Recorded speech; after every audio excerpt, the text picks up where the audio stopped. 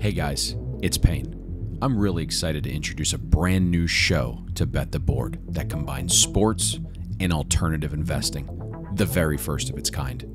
Sports betting and collectibles converging is inevitable. Let me tell you why.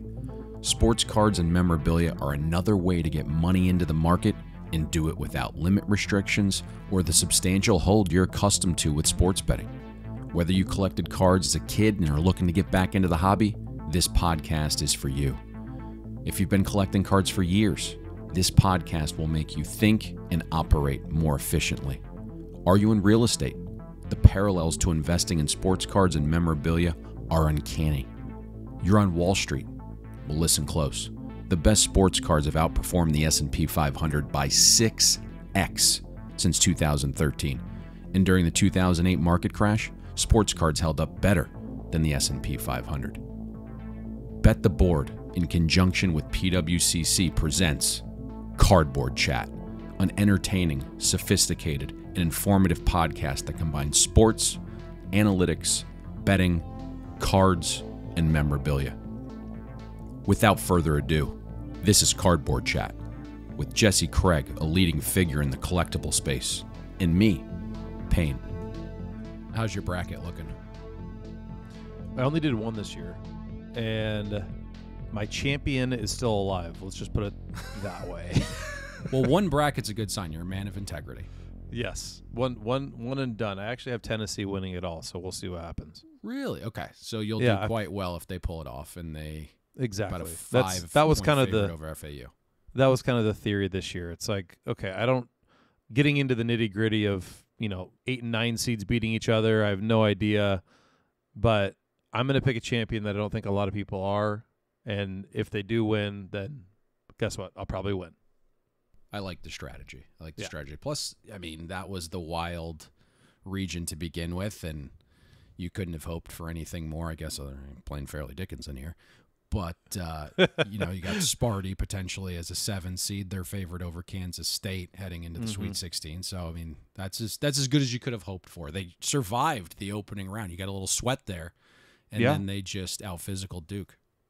Yep, I totally agree. Yeah, it's an interesting tournament. I love now, I mean, outside of Tennessee losing, I'm just rooting for upsets left and right. It's fun to watch. I love it.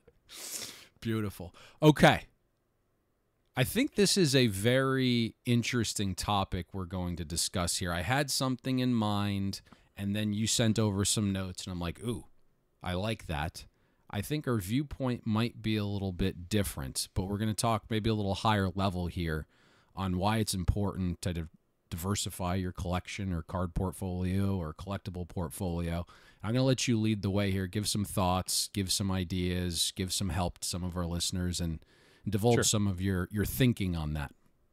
Yeah, I thought it was an interesting topic for this week with the fluctuations we've seen in the space, myself getting a back seat and having visibility to, individuals going through portfolio shuffling or collection shuffling or getting crushed because they weren't diversified or other people being safe because they were. So I have kind of a unique perspective on a lot of this. And, there's kind of two paths here. One of them is if you're in this for the pure joy and passion of the hobby and money doesn't really matter to you, and then the money side of it or the ROI side of it is just a bonus at the end of the day, then it doesn't really matter.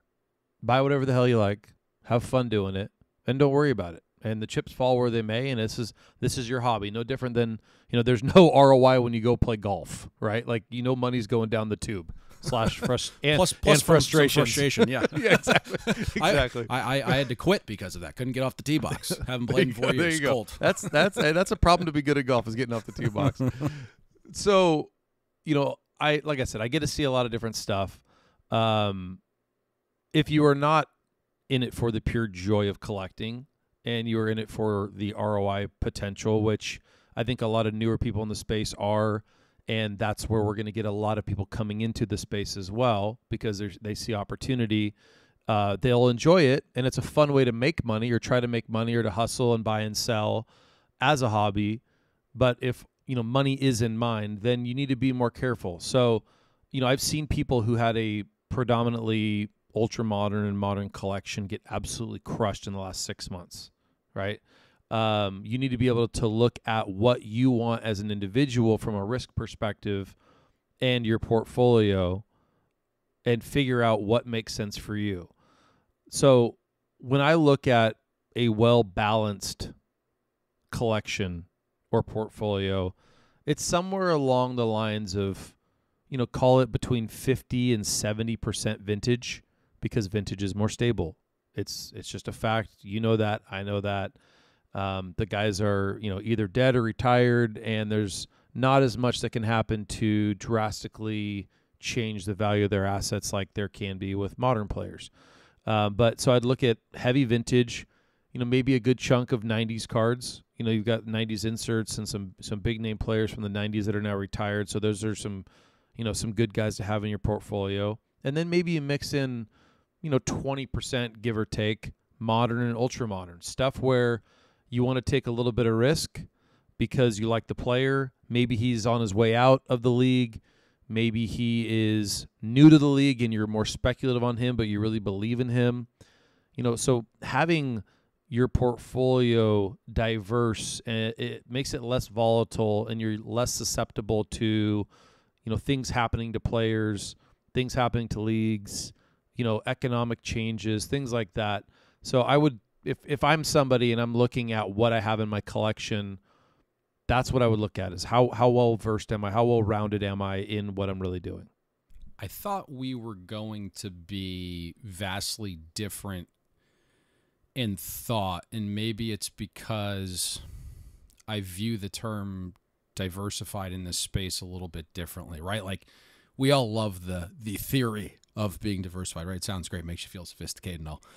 And, sure. It's like, it's vital with stocks, right? Tech, agriculture, energy, healthcare, beverages. There's a gazillion more sectors. So it's hard to be an expert in all of them and have an edge. It's why I think all of us, or the vast majority of us, right, pay someone to manage our money, our investment accounts. With sports, I love being diversified, but it's within a singular sector.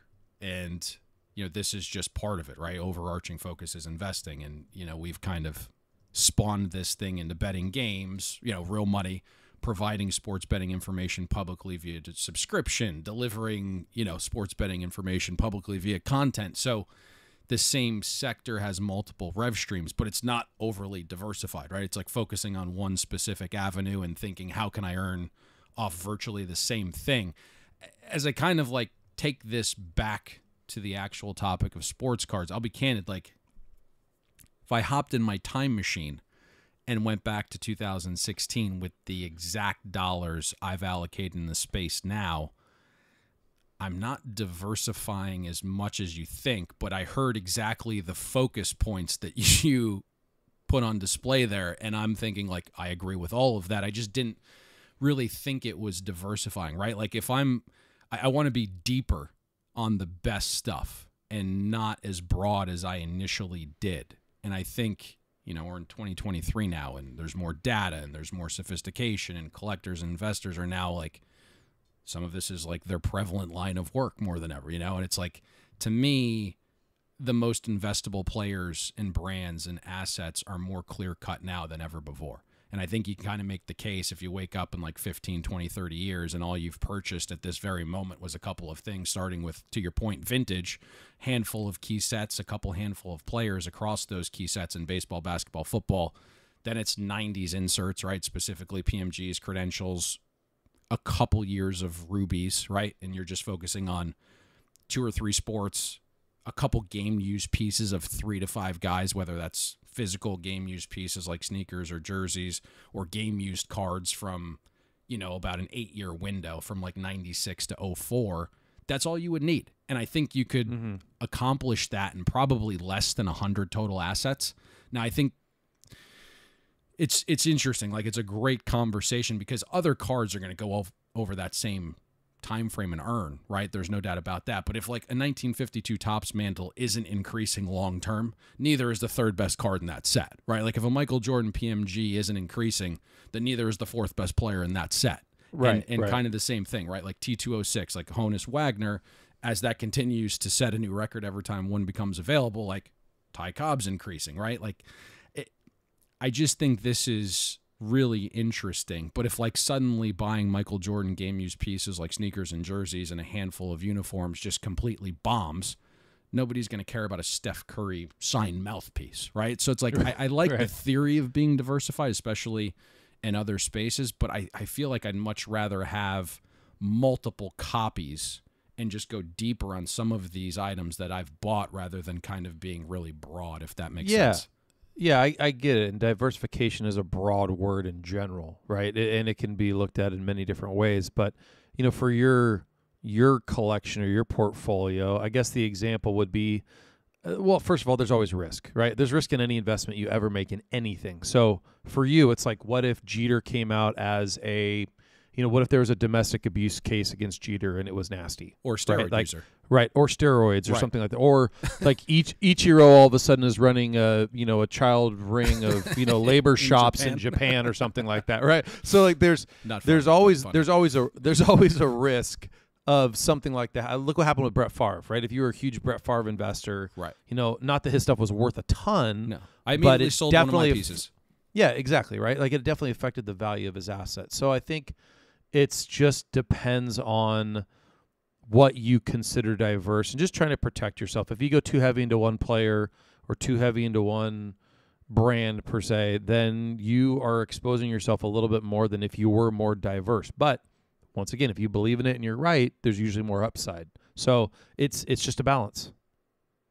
You said vintage is where you should be allocating some of your dollars within your portfolio. And I think that's a perfect time to transition here. Let's go, let's go, let's go. It's time, folks. That's right. We're going to discuss undervalued and overvalued cards, or maybe even some memorabilia assets, potentially some players. Is it time to buy, sell, or hold on to these assets or players? We'll give you some opinions and back it up. We're going to let you lead off with your undervalued play of the week. And I absolutely love this because I think the mission statement's pretty clear here that rare assets becoming even more rare are something to truly think about, and it's in the form of vintage cards. Talk to us a little bit about what your mindset is on your play this week.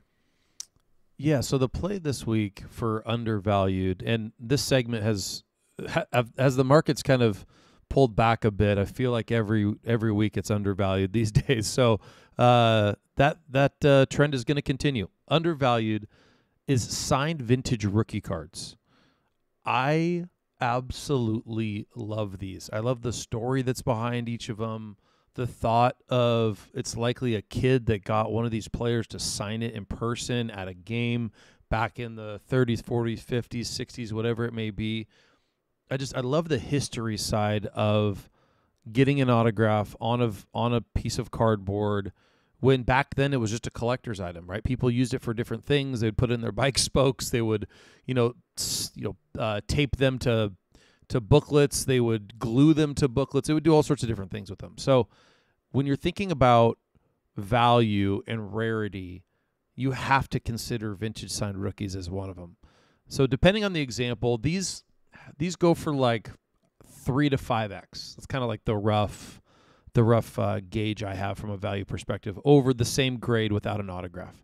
And that is assuming that the autograph is good and not terrible, but also not, perfect, right? Kind of an average autograph.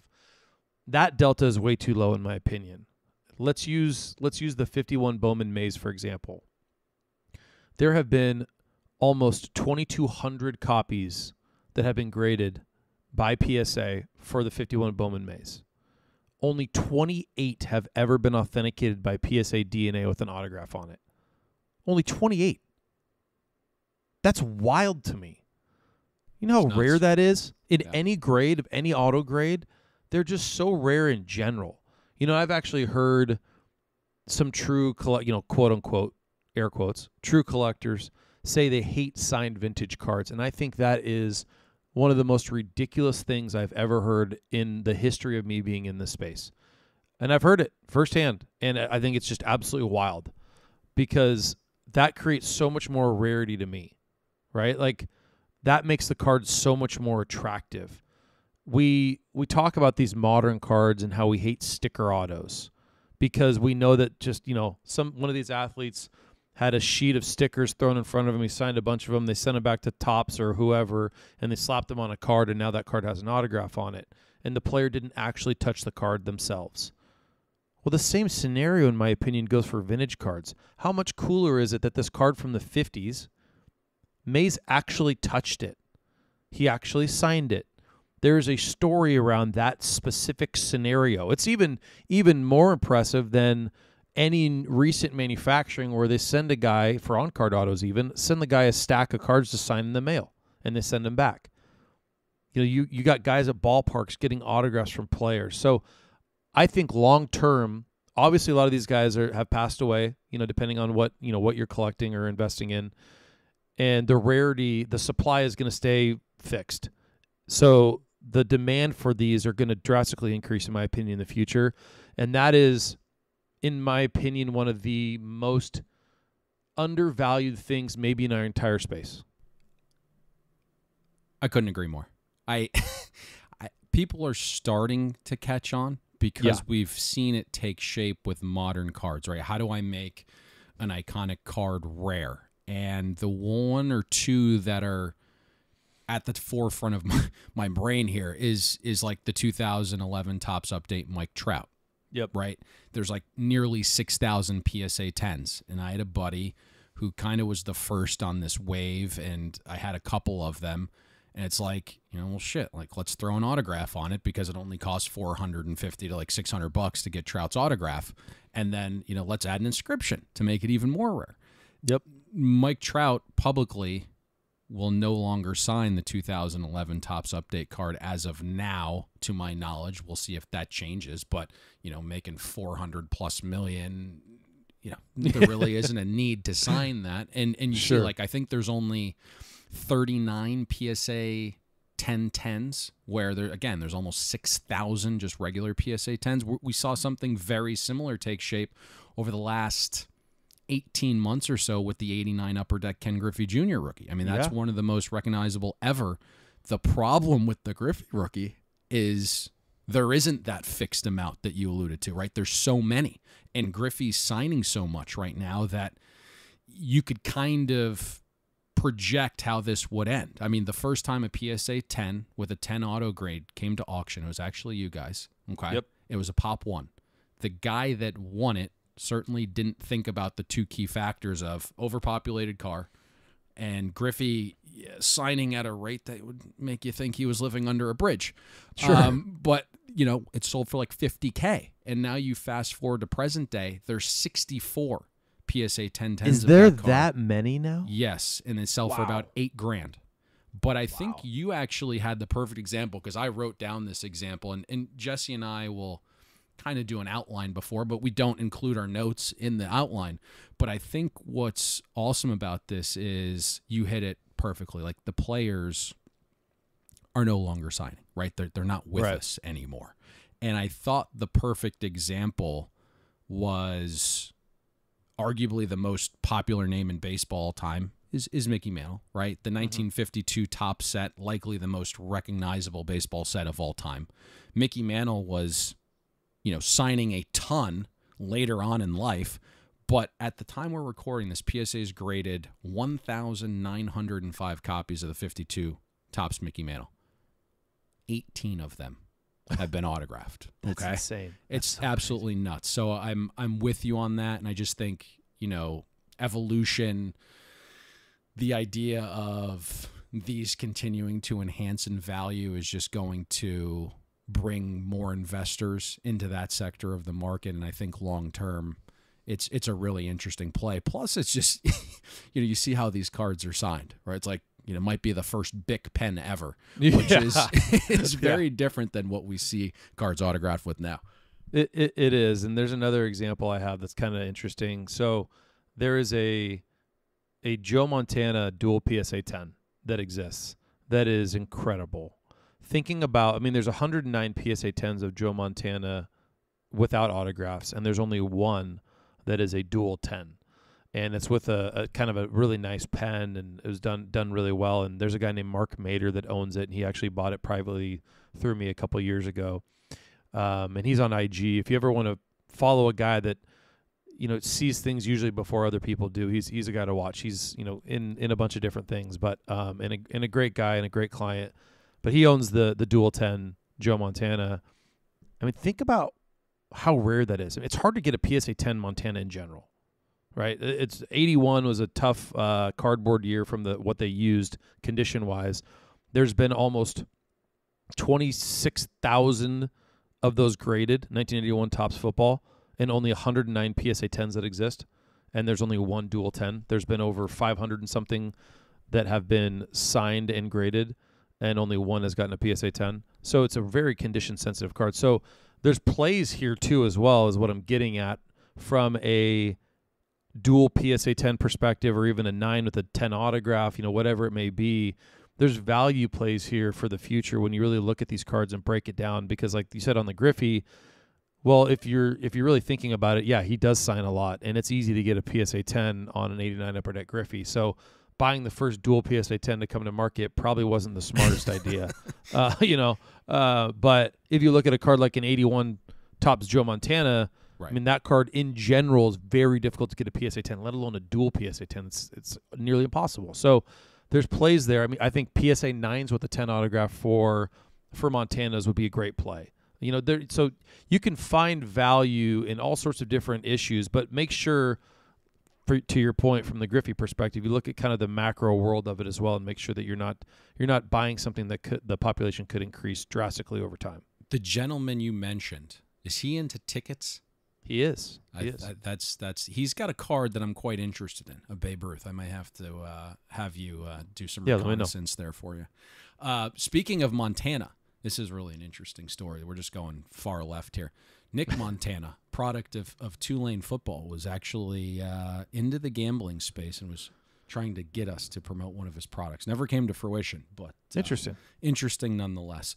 My undervalued play, and it's so interesting how this kind of all materializes as I think back, like 3 weeks ago, or 3 episodes ago, rather, you were saying Tom Brady was undervalued.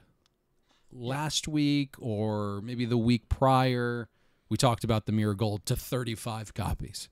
And this kind of punches home the point I was making earlier, that I kind of want to go deeper in certain things that just have less risk. And so the card that I've identified this week as being undervalued is the 2000 Bowman Chrome Refractor Tom Brady.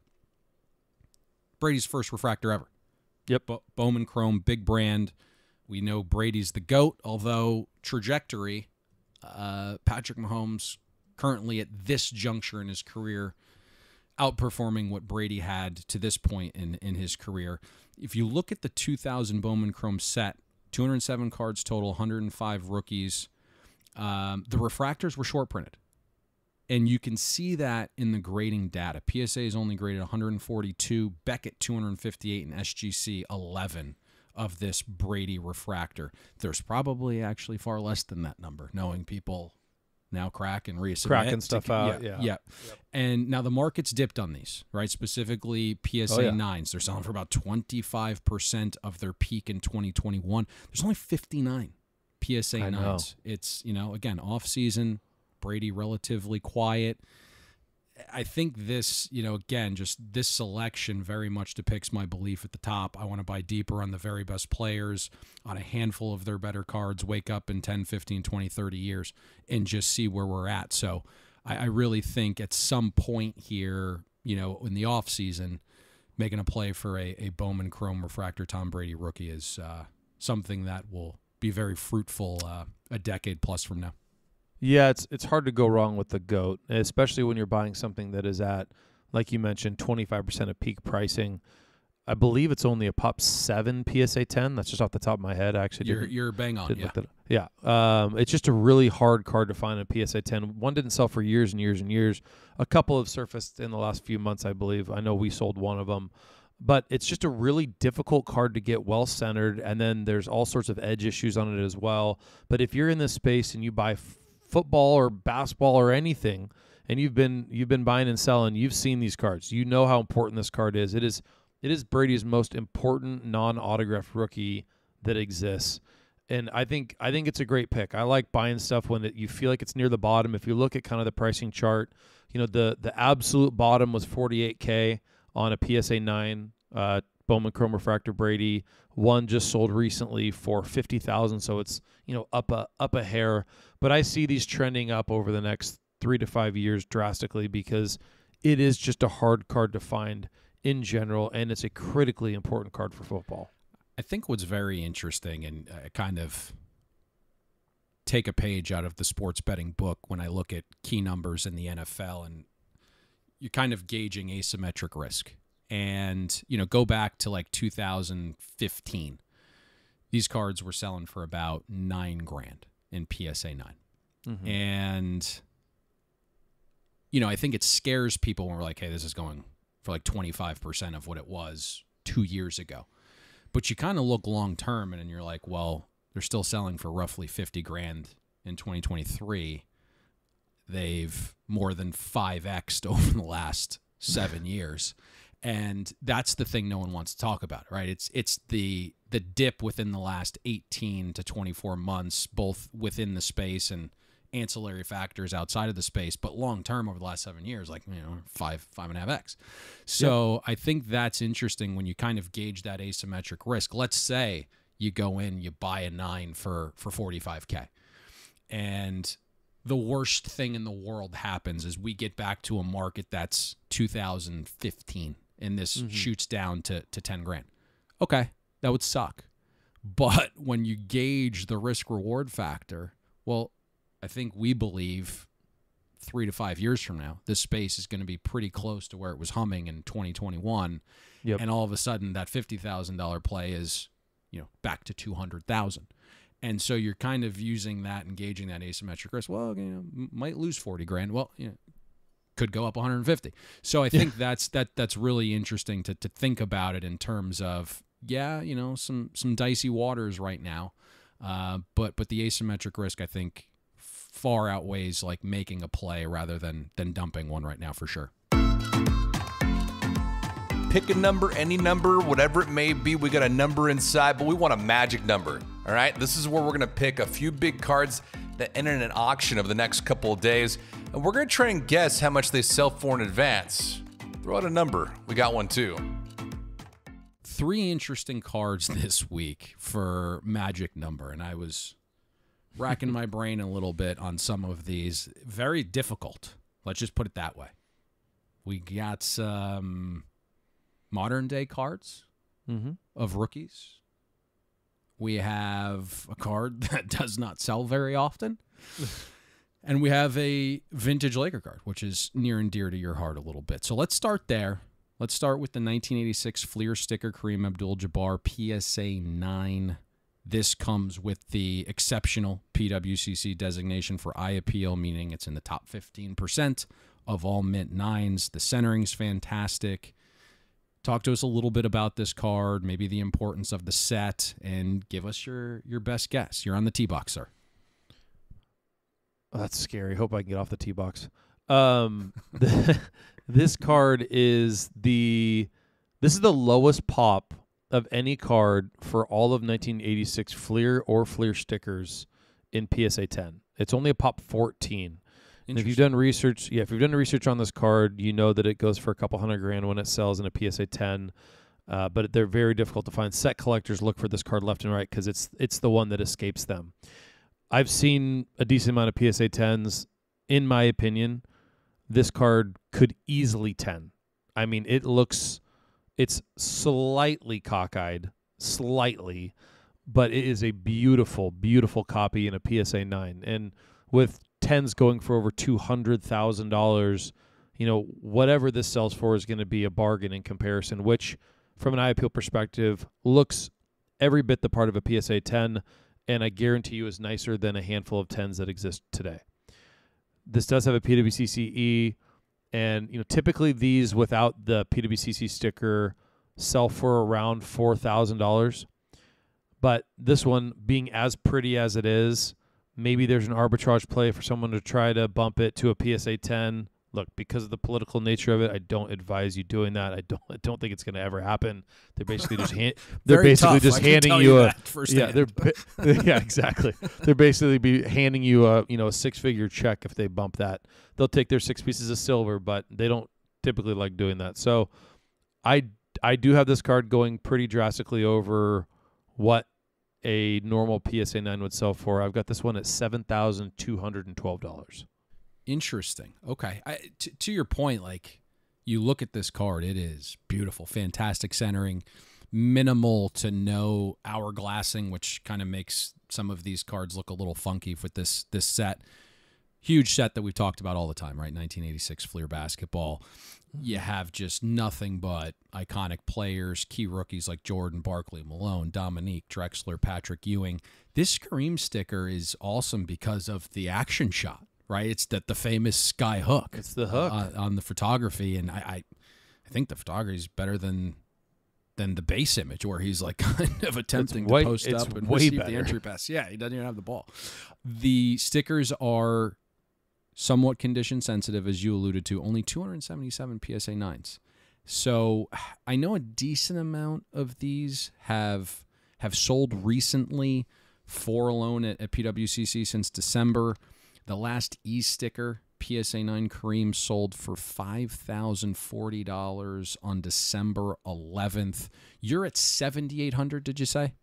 7,200. That's actually a really good number here. I'm going to come in a touch below you. The E-sticker makes me a little concerned going lower than this.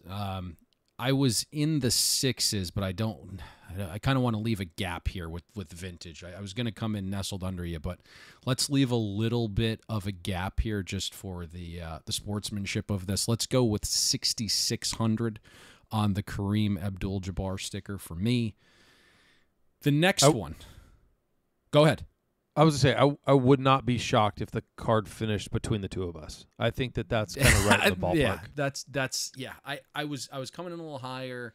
Let's just vintage is interesting because, as a lot of our listeners know by now, like the delta between like our guesses is much smaller than I think what we're gonna have for this next card. But yeah, just let's create a little bit of a gap there just for some sportsmanship here. The next one, probably my favorite card of the bunch. Mm-hmm. And you're going to have me on the tee box first. I intimated earlier in the show I can't get off the tee box. So this one's going to be, I think, very difficult. It certainly not prevents. I think there's a potential for us here to get some mud on our face and look really stupid. It's the 2001 SB Legendary Cuts Honus Wagner autographed, hand numbered to 24 in PSA near mint 8. Iconic cut set, right? There had been previous cut autographs in 99 and 2000, but a minimal amount. And then all of a sudden in 01, Upper Deck really just embraced this. They put their stamp on it. They're like, hey, we're going to come hardcore and dedicate a set basically with all cuts. And so here you have SP Legendary Cuts. Greatest players of all time are in this set, right? Ruth, Jackie, Clemente, Garrick, DiMaggio, you name it. Most know this, but we do have a little bit of a crossover gambling audience that's just starting to dip their toes into the water. Effectively what a cut autograph is, Upper Deck or whatever company would acquire old checks or letters or contracts that were signed by these players. Yeah.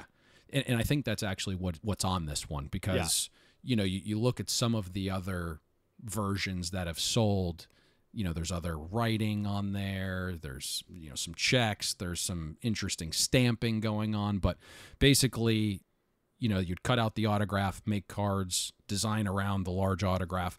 There was a 1-of-1 Honus Wagner cut auto in 2000. It was the first cut autograph card of his. I have no idea if it's been unearthed.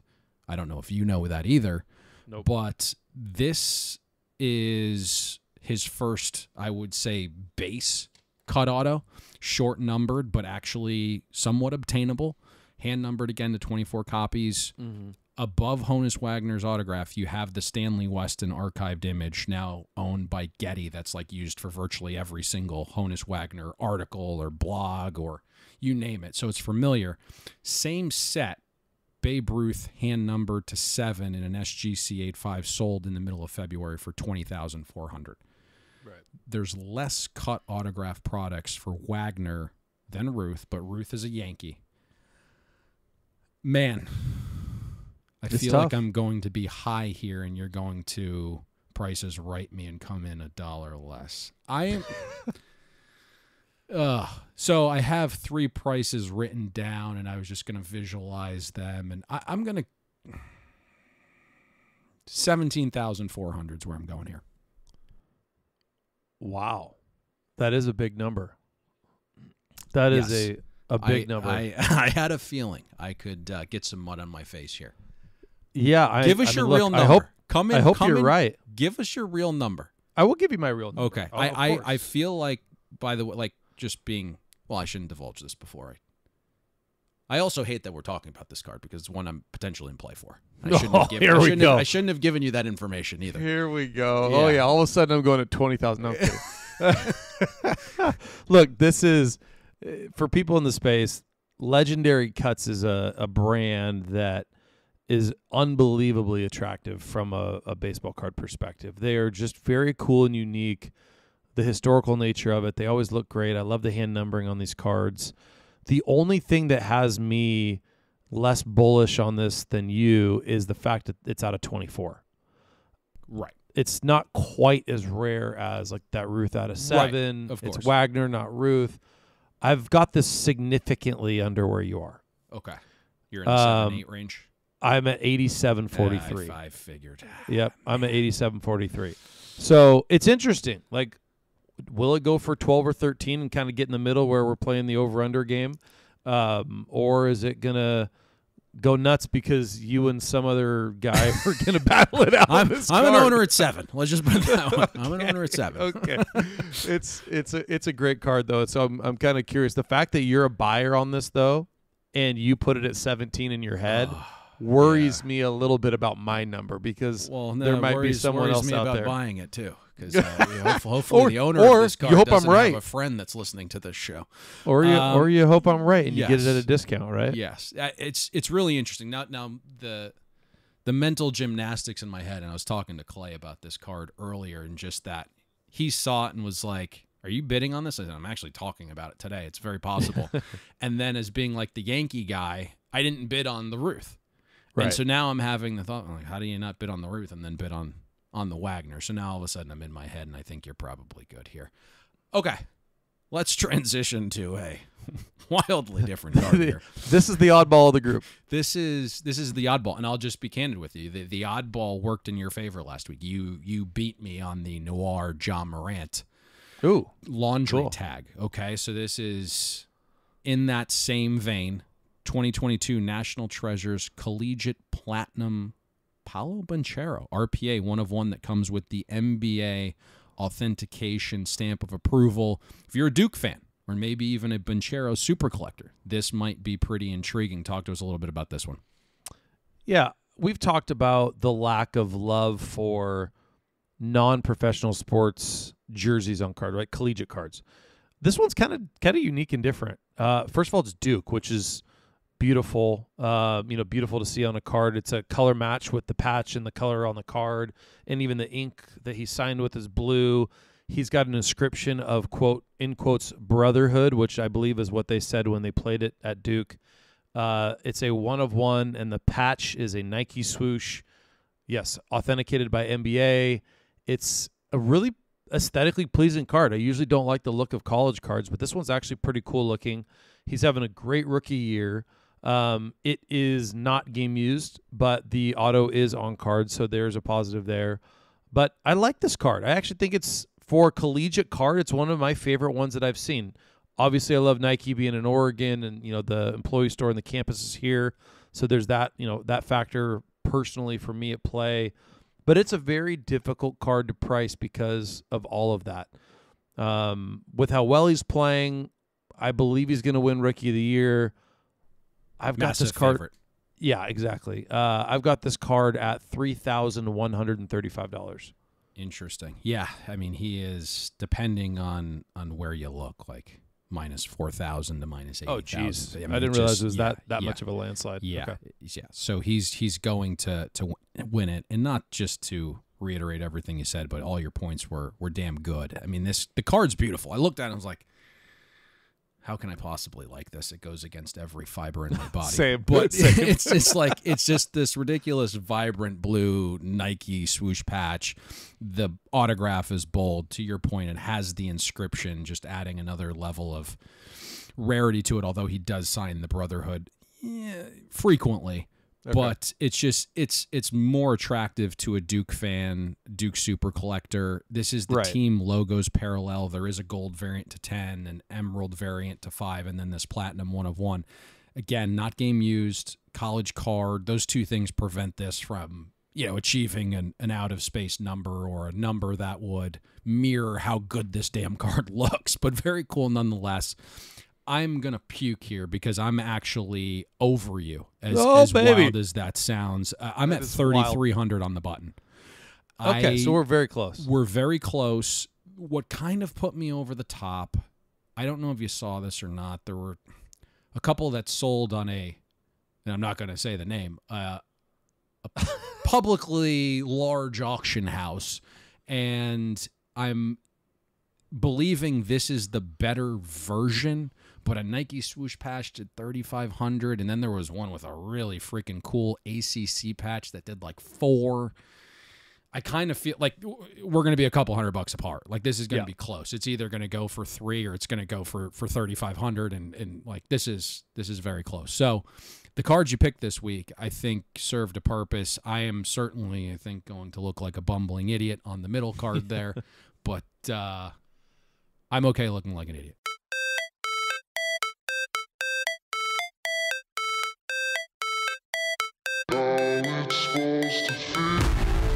Damn, that's a ghost. We're going to highlight a card that hasn't sold in more than a year right now, or is serial numbered to less than 100 copies produced. We're going to talk about why this card is significant, maybe in terms of hobbies or language or just the overall rarity of it all, and why it's considered a ghost. Interesting pick this week for the ghost card. 1997 Topps Chrome Refractor, Bulls team of the 90s in PSA 10. This is actually a checklist card. I'm going to let you talk to us on this one. A little bit different of a vibe than we've done for the first 17 shows. Yeah, most of the ghost cards that we've done in the past have been crazy expensive. And I kind of wanted to bring one that was more affordable to the table and show that there are cards that are very rare that you can find in the $2,000, $3,000, $4,000, $5,000 range. And this is one of them. It's a 1997 Topps Chrome Refractor Bulls Championship. It's got Michael Jordan on it. It's got that team picture of them in a PSA 10. This card is only a pop 36. And there hadn't been one to sell since February of 2022, so over a year. It's a really aesthetically pleasing card, in my opinion. I really like the look of the card. I think that, with this being 97 being the last of the 6 championships that Jordan won, it's really cool. They're holding all these trophies in the picture. It's just a pretty card. It's different, right? It is a checklist card, but it's a low pop. These refractors are known for being off-center and hard to find in high grade, but there haven't been a ton of these that have been even graded in general by PSA. So it's a really unique card, and you can get this card for around, the $4,000 range. So this week, the Ghost card is a more affordable card. I like it. And again, this is a checklist, and you start to think about this set in general. 97 Topps Chrome, extremely condition sensitive set. Does have the greening capabilities of the inaugural set there, the 96. The card's actually cool as heck, right? I mean, Jordan, Pippen, Rodman are on it, and then you have Mac legend, Ron Harper, who was the 8th overall pick in the 86 NBA draft. I think, to your point, you went with a little bit different of a card that's a lot of people might not know about. It's a checklist, so it's not as revered, but it's, if you're a set collector, certainly one that's very important and I think helps enhance its value. If you're just looking for this card and you're just a Bulls collector and you're like, hey, you know, this kind of takes me back to when they were winning some championships. I love all these guys on here. You can get a raw copy for like $500-600. Yeah. So I like what you did here in terms of it is rare, it doesn't sell often, but the price point is vastly different than any of the cards that we discussed previously in this segment. Yeah, and to be clear, when we say a checklist too, it's, you know, there's the pretty image on the front that's refracting, and then the back of the card, you know, you've got it's card number 51, but it's got the checklist for the set from the refractor. So it's on the back of the card on the reverse. The front of the card has that very cool image that is when they were at I believe it's at the parade for the Bulls winning their 6th out of 8 championships. Yep. Trading cards and memorabilia have seen incredible growth as an alternative investment. The company leading the growth? PWCC Marketplace. PWCC Marketplace runs the largest weekly auction of authenticated sports cards, Pokemon cards, comic books, video games, and memorabilia in the world. PWCC Marketplace also has more than 65,000 items listed in their fixed price marketplace that you can make an offer on right now. Head over to pwccmarketplace.com and see why they're the best option for buying and selling trading cards, memorabilia, and all of your collectibles.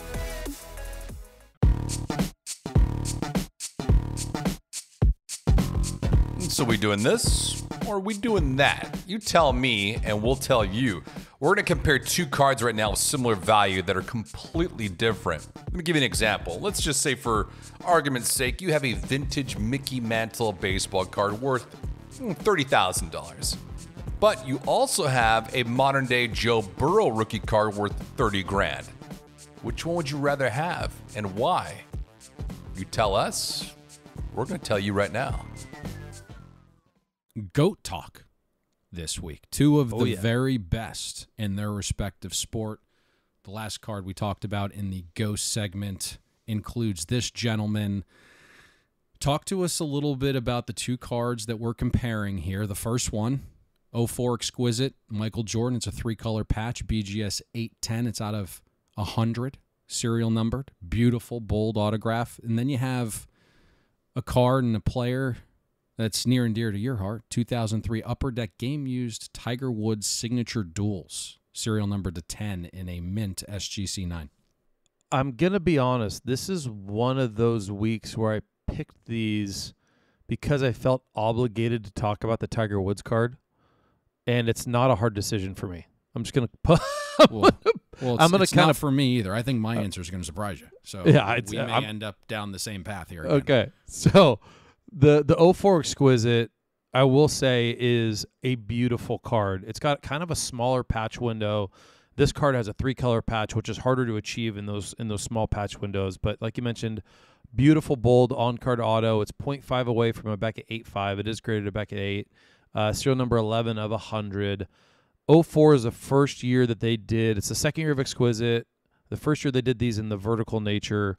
But a really, really pretty card. And it's the GOAT. It's Jordan. It's 04 Exquisite. So the second year they did it. I really do like this card a lot. And I think that Exquisite in general, like we've talked about before, is undervalued. But what I can't ignore, I just can't ignore it. This 03 Game Used signature shirts, Tiger Woods, dual patch, has 2 patch windows on here. One of them is kind of, an aqua colored golf shirt. These are game used or tournament used.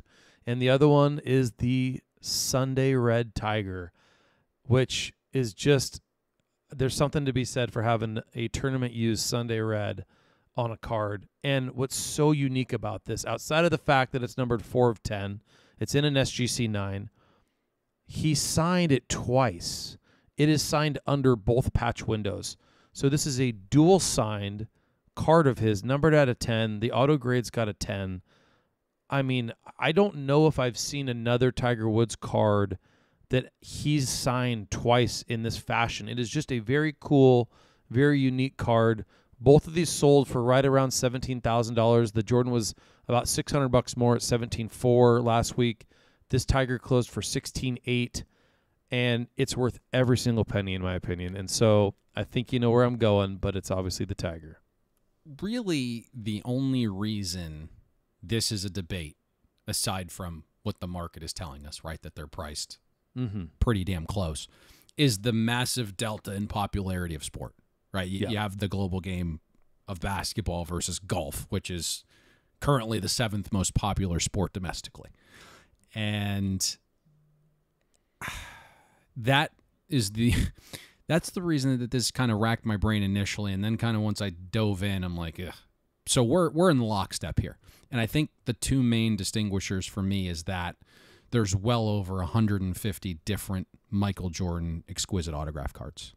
And the data that I see, the research that I've done, and if you're a Tiger Woods super collector out there, please correct me if I'm wrong.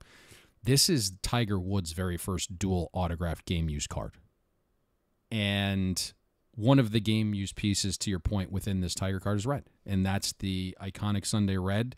And you know this better than anyone. They seem to sell for a little bit of a premium compared to like other event, tournament, used color pieces. And so I kind of busted your balls when you sent this. It's so nice you had to sign it twice. Maybe I would have, in my mind, preferred a larger single signature in the middle. But now that I'm thinking about this as we're talking about it, the card name is dual. It potentially, I'm 90, according to Beckett, it's his first dual autograph. And so I think that enhances its value being the first of something. So I'm with you on this one. It pains me to do it, but here we are, Masters around the corner. Yeah. What are the odds? Like, if you had to set the over-under on what he's going to shoot for the tournament, it's a course he knows like the back of his hand. Mm-hmm. What do you He'll think? make the cut. He'll make the cut. He'll make the cut. He'll make the cut. He made the cut last time, right? My guess is, I believe so. My guess is he's top 30. Top 30. That's my guess. Okay. Yeah, he can hack it around that course and score well. Yes. The guy just knows it like you mentioned, like the back of his hand. So it is my favorite sporting event to watch. Hands down. Interesting. Okay. It's what's so unique about it is it's the only major in golf they play at the same course every single year. I do like that. So you watch it and you learn and you know what every hole is. You start like, oh God, the position of that shot. Actually, he should have been on the left side of the fairway. He's on the right side. Man, he's gonna be blocked out. Yep. Can't get to that back pin with that bunker, right? Like you start noticing these things, and then you know where pin placements typically are on Sundays, and so it goes to the history of that event and that course combined with the importance of the Masters. It's just a really neat venue. I have a guy that dabbles in golf betting. When I say dabbles, he's one of the more respected golf bettors in the world. And we always seem to do quite well because of the familiarity of that course. I mean, he's able to identify every single player, their weakness, their strength, how it plays to each hole. It's really incredible, and it's one of my favorite events as well. I'm usually first thing Thursday morning cranking it up, and I'm watching virtually every round, which I can't say for any other tournament. Exactly. Okay. Talk to us a little bit. You sound much better this week. You took your Flintstone vitamins. You're healthy again. Yeah, I'm back. I drank enough this last week to kill anything in me. How about that? Really? Talk to us. What else went on this weekend? So first of all, the location of where you reside, not able to bet the NCAA tournament, which, I mean, you're going to have to move. That would be a no-go for me. Yeah, deal breaker.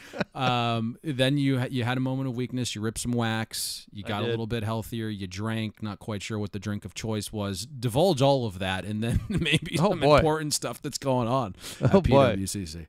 As far as ripping goes, we don't need to get into details of what I ripped, but it was a bloodbath. That's as easy as I can put it. What did I expect? I mean, I've told people not to do it on this show, and here I go, keep ripping. Look, we have a local card shop. I wanted to support them. I hadn't actually been there physically before, so I went in and with a couple of my kids, and we bought some wax, and we had some fun. Pure entertainment. But outside of that, drank some wine. Actually drank some margaritas this weekend, which is the first time I've done that in a while. Kind of with the nicer weather in mind, which isn't here quite yet. But we have the Mint coming up next week. We've talked about it before. If you're in Vegas, you want an excuse to go, the weekend the show's running, come stop by, say hi, let me know you're a fan of the pod. I'm still trying to to drag Payne out there, but we'll see if that happens. I'm responsible. Trying to be. Exactly. It's Final Four weekend, right? Final Four weekend, indeed it is. And we'll do a pod next Monday it'll be launched next Tuesday, but then we're going to take a couple weeks off. I've got a bunch of travel. Yep. Going somewhere sunny. So we will take a quick break, but outside of that, everything's good. Beautiful. Glad you're feeling better.